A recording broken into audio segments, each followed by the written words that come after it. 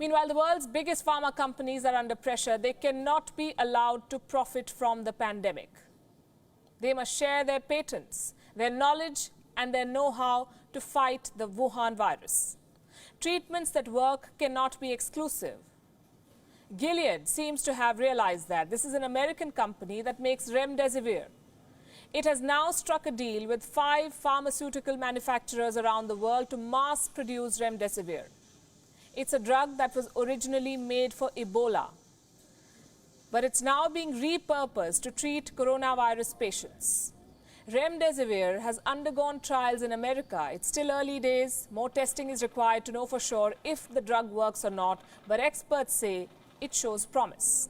And the company, Gilead, has turned to 3 Indian companies to mass produce remdesivir. This is a non-exclusive contract, meaning these companies will not have to pay any royalty to Gilead, and they will be allowed to set the prices at which they sell this drug.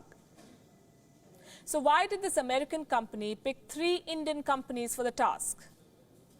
Because India has the capacity and a stellar track record. India is called the pharmacy of the world, and this is not hyperbole. The world cannot fight this virus without India's help. The Indian pharma sector has the capacity to produce potential cures at low, affordable prices.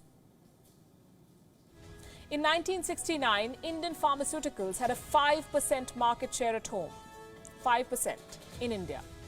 Global companies controlled 95% of the Indian market. By 2020, Indian companies have managed to reverse this equation. Domestic players now have an 85% share of the Indian market, and it's a huge market. Plus, Indian companies supply to the biggest countries in the world. Indian pharma holds a 15% share in the world market, 1-5, and that is a leadership position.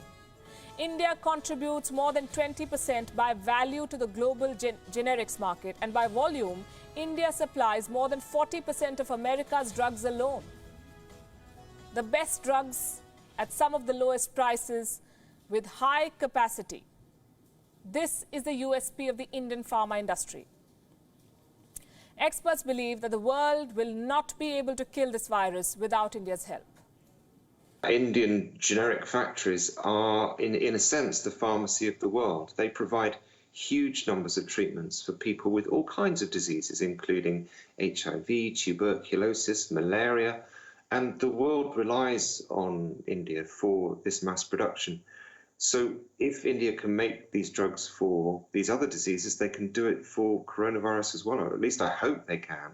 I hope if we find a drug is effective, that the companies that are making these drugs for other diseases can start making more to treat coronavirus, but very quickly. And the demand, if a drug actually is shown to be effective, the demand is going to be just astronomical. And we're going to need factories to start mass producing the drugs very quickly, but also supplying them at a reasonable price so that anybody in any country can get the treatment they deserve. And it's not just the treatments or the pills. Once we have a vaccine, the world will turn to India for supply. Remember this, more than 40 lakh people in the world have been infected by this virus. Many more will need a vaccine. Effectively the whole world, more than 7 billion people. Who is going to produce all these doses? India. India produces more than 60% of the world's vaccine. It accounts for 60 to 80% of the United Nations annual vaccine procurement. India is the best candidate to supply the coronavirus vaccine to the world whenever it's ready. About 70% of the vaccines used around the world for extended immunization programs are made in India. I mean, almost every child in the world has received a vaccine made in India, and that's really important. It means that Indian companies put out 1 billion vaccines a year. And that's the kind of capacity that we're going to need in order to get this vaccine to the people who need it all over the world, not just people in the United States, not just people in Europe. I think one of the things that we may overlook or may be overlooking is, we know that India has great universities and a lot of very talented and intelligent people, a thriving biotech industry, and all of those people, all of those resources could be brought to bear on this, probably the greatest pandemic threat in the last 100 years. India can leverage this. India's drug manufacturing capability is India's new soft power. There are three distinct areas of opportunity. One, pharmaceutical exports, of course.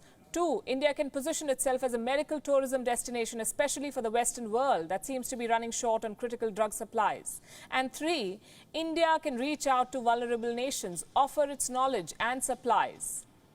This is what makes you a global leader during a global crisis. Already, India is extending a helping hand in these areas. Indian drugs have been exported to more than 120 countries in the world. India co-sponsored a resolution at the United Nations General Assembly. It calls for a fair, transparent and equitable access to essential medical supplies and any future vaccines for the coronavirus. 179 countries have thrown their support behind this resolution. So India is ready to make a tangible contribution to the world in this pandemic. As the government tries to flatten the curve at home, it can unleash the true potential of India's medical diplomacy.